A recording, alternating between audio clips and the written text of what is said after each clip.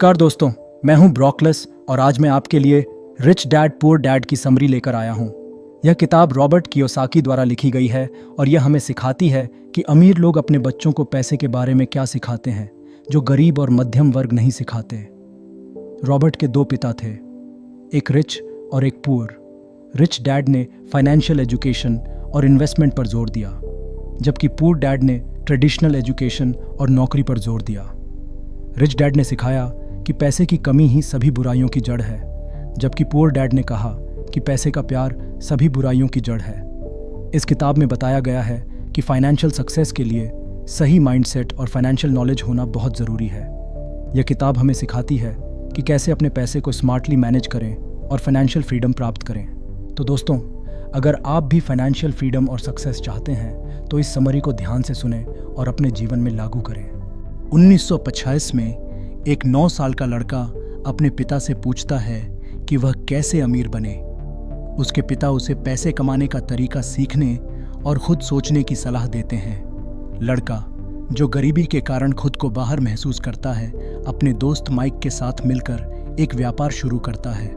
वे अपने पड़ोसियों से इस्तेमाल किए गए टूथपेस्ट के ट्यूब इकट्ठा करते हैं, लेकिन उनका प्लान कई चुनौतियों का सामना करता है, जिसमें एक निराश मां भी शामिल है जो उनके संग्रह को फेंकने की धमकी देती है। मुश्किलों के बावजूद लड़के हार नहीं मानते और संसाधनशीलता, दृढ़ता और उद्यमिता का महत्व सीखते हैं। रिच डैड पुअर डैड की यह कहानी रचनात्मकता और मेहनत के माध्यम से संपत्ति प्राप्त करने के मूल्य को रेखांकित करती है। एक दिन मेरे पिताजी और उनके दोस्त ने देखा कि दो 9 साल के लड़के ड्राइववे में एक प्रोडक्शन लाइन चला रहे थे। हर तरफ सफ़ेद पाउडर फैला हुआ था, टेबल पर स्कूल के दूध के डिब्बे रखे थे और हिबाची ग्रिल पूरी गर्मी के साथ जल रही थी। हम टूथपेस्ट की ट्यूबों को पिघला रहे थे जो उन दिनों सीसे लेड की बनी होती थीं, और उस पिघले हुए सीसे को प्लास्टर ऑफ पेरिस के सांचों में डाल रहे थे। उत्साहित होकर हमने पिताजी को बताया कि हम पैसा बना रहे हैं, सचमुच सीसे के निकल बना रहे थे। पिताजी हैरान थे और उन्होंने हमें जाली नोट बनाने का मतलब प्यार से समझाया। हालांकि हमारा अमीर बनने का सपना टूट गया। उन्होंने हमारी रचनात्मकता की तारीफ की और हमें कोशिश करते रहने और कभी हार न मानने की सलाह दी।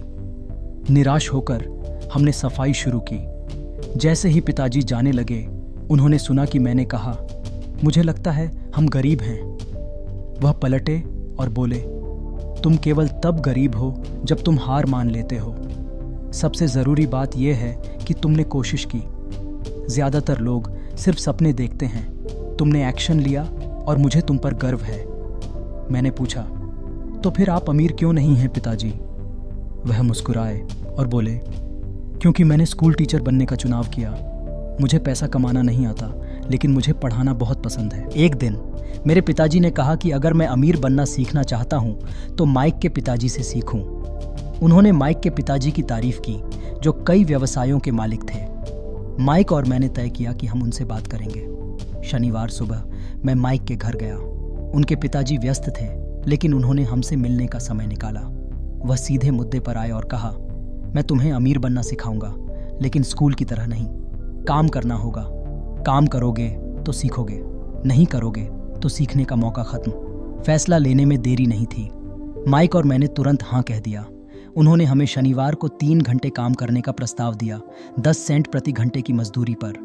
मैंने अपने सॉफ्टबॉल गेम को छोड़ने का फैसला किया, क्योंकि यह सीखने का एक अनमोल अवसर था। और मैंने माइक के पिताजी के एक स्टोर में काम शुरू किया। हमें हर शनिवार 3 घंटे काम करना पड़ता था और इसके बदले हमें 10 सेंट प्रति घंटे मिलते थे। 3 हफ्तों तक हमने यह काम किया, लेकिन यह बहुत बोरिंग था। चौथे हफ्ते तक मैंने तंग आकर नौकरी छोड़ने का फैसला कर लिया। माइक ने बताया कि उसके पिताजी ने पहले ही अनुमान लगाया था कि मैं ऐसा करूंगा। शनिवार को मैंने माइक के पिताजी से अपनी नाराज़गी जाहिर की और कहा कि मुझे कुछ भी नहीं सिखाया गया। उन्होंने समझाया कि जीवन हमें सिखाने के लिए धक्का देता है। उन्होंने कहा, अगर आप जीवन के धक्कों से सबक लेंगे तो आप सफल होंगे, लेकिन अगर आप हार मान लेंगे या दूसरों को दोष देंगे। डर और लालच से आज़ादी, रिच डैड का सबक। 1956 में मैं और माइक रिच डैड के साथ काम कर रहे थे। एक दिन उन्होंने कहा, तुम्हें पैसे नहीं दूंगा। हमारी निराशा देखकर उन्होंने हमें एक सीख देने की कोशिश की।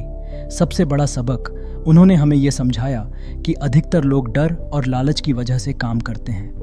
डर पैसे की कमी का उन्हें नौकरी करने पर मजबूर करता है। जब पैसा मिलता है तो लालच जागता है, बेहतर चीज़ों की चाह। इसी डर और लालच का चक्र उन्हें रैट रेस में फंसा देता है।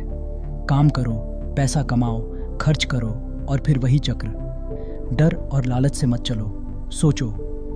जब रिच डैड ने 30 घंटे की पेशकश की तो भी मैंने और माइक ने हाँ नहीं कहा। उन्होंने कहा, यह तुम्हारे अंदर की इच्छाओं और डर को पहचानने का समय है। ज्यादातर लोग इन भावनाओं को नहीं समझते, वे इन्हें सोचने के बजाय प्रतिक्रिया देते हैं। जॉब सिर्फ अस्थायी समाधान है। रिच डैड ने कहा कि जॉब केवल अल्पकालिक समाधान है। अगर डर या लालच सोच को नियंत्रित करते हैं तो आप कभी स्वतंत्र नहीं हो सकते। उन्होंने हमें सिखाया कि हमें अपने दिमाग का इस्तेमाल करके इन भावनाओं को अपने पक्ष में करना चाहिए, न कि इनके दास बनना। पैसा डर को नहीं हटा सकता, उन्होंने कहा। यह सिर्फ गरीब ही नहीं, अमीर भी पैसे को लेकर डर में जीते हैं। गरीबों को डर होता है पैसे की कमी का और अमीरों को डर होता है पैसे खोने का।